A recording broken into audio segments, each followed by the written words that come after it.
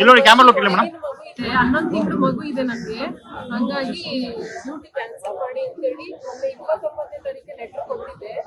But ಇವತ್ತು ಆಗ್ಲೇ ನನಗೆ ಮತ್ತೆ ವಾರ್ಡ್ ಅಲರ್ಟ್ ಮಾಡಿ ಸುಮಾರು 35 ಕಿಲೋಮೀಟರ್ ಆಗುತ್ತೆ ನಮ್ಮ ಮನೆಯಿಂದ, ಅಲ್ಲಿಗೆ ನನಗೆ ಡ್ಯೂಟಿಗೆ ಹಾಕಿದ್ದಾರೆ ಸರ್. ಅದಕ್ಕೋಸ್ಕರ ಇವತ್ತು ಕ್ಯಾನ್ಸಲೇಷನ್ಗೋಸ್ಕರ ಬಂದಿದ್ದೀನಿ. ಜಸ್ಟ್ ಇವತ್ತು ಲೆಟರ್ ಇಸ್ಕೊಂಡ್ರೆ ಅಷ್ಟೇನೆ. ನಮ್ಗೆ ಇಲ್ಲೊಂದು ರಿಸೀವ್ಡ್ ಕಾಪಿ ಸೈನ್ ಹಾಕಿದ್ರೆ ಸಹ ನಮ್ಗೇನು ರೆಫರೆನ್ಸ್ಗೆ ಏನು ಇಲ್ಲ, ಜಸ್ಟ್ ಈಸ್ಕೊಂಡ್ರೆ ಅಷ್ಟೇನೆ. ಕ್ಯಾನ್ಸಲ್ ಆಗುತ್ತೆ ಇಲ್ಲ ಅನ್ನೋದು ಗೊತ್ತಿಲ್ಲ. ಮಾತಿದ್ರೆ ಯಾರನ್ನು ಕೇಳಿದ್ರು ಸಸ್ಪೆಂಡ್ ಮಾಡ್ತೀವಿ, FIR ಹಾಕ್ತೀವಿ ಇದನ್ನೇ ಹೇಳ್ತಾರೆ ಹೊರತು ಅಟ್ಲೀಸ್ಟ್ ನಮ್ಗೆ ಎಕ್ಸಾಮ್ಷನ್ ಇರೋರ್ಗೆ ಕೊಡಿ ಅಂತ ನಾವು ಕೇಳ್ತಾ ಇದೀವಿ ಅಷ್ಟೇನೆ. ಇಲ್ಲಾಂದ್ರೆ ನಾವ್ ಈವರೆಗೆ ಯಾವ ಡ್ಯೂಟಿಗೂ ನಾವೇನು ಮೋಸ ಆಗ್ದಂಗೆ ನಾವು ಕೆಲಸ ಮಾಡಿದೀವಿ ಸರ್. ಎಲೆಕ್ಷನ್ ಡ್ಯೂಟಿ ಆಗಿರ್ಬೋದು, ಪ್ರತಿಯೊಂದು ಕೆಲಸ ಕಾರ್ಯಕ್ಕೂ ನಾವು ಹಾಜರಾಗಿದ್ದೀವಿ.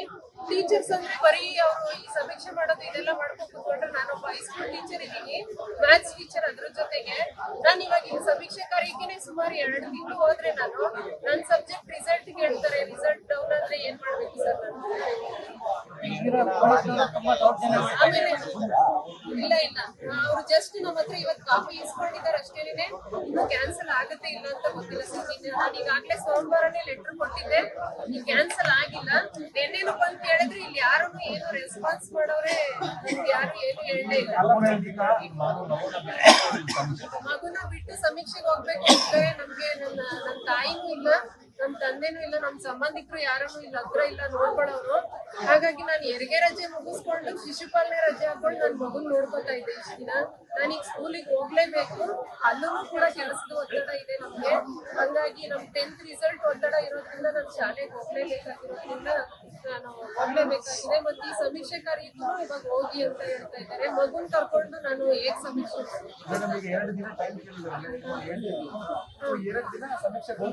ಸರ್? 2 ದಿನ ಅವ್ರು ಕೇಳಿರೋದು ಏನಕ್ಕೆ ಅಂದ್ರೆ, ಇವಾಗ ನಮ್ಗೆ ಆಲ್ರೆಡಿ ವಾರ್ಡ್ ಅಲರ್ಟ್ ಮಾಡಿದ್ದಾರೆ. ನಮಗೆ ಮನೆಯಿಂದ ದೂರ ಅಲರ್ಟ್ ಮಾಡಿದ್ದಾರೆ. ಅದನ್ನ ನಿಮ್ಗೆ 10 ವಾರ್ಡ್ಗಳಿಗೆ ಹಾಕೊಡ್ತೀವಿ ಅನ್ನೋದಕ್ಕೆ 2 ದಿನ ಕೇಳಿದ್ದಾರೆ.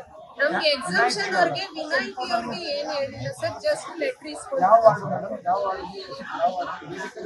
ಈಗ ನಾನು ಬೇಸಿಕಲಿ ಇರೋದು ನಾವು ಹೆಸರುಗಟ್ಟದಲ್ಲಿ ಇರೋದು, ಬಟ್ ನನಗೆ ಹಾಕಿರೋದು HBR ಲೇಔಟ್ ಅಂತ ಹೇಳಿ ರಾಮಮೂರ್ತಿ ನಗರದ ಹತ್ರ ಹಾಕಿರೋದು. ರೂಪ ಅಂತ.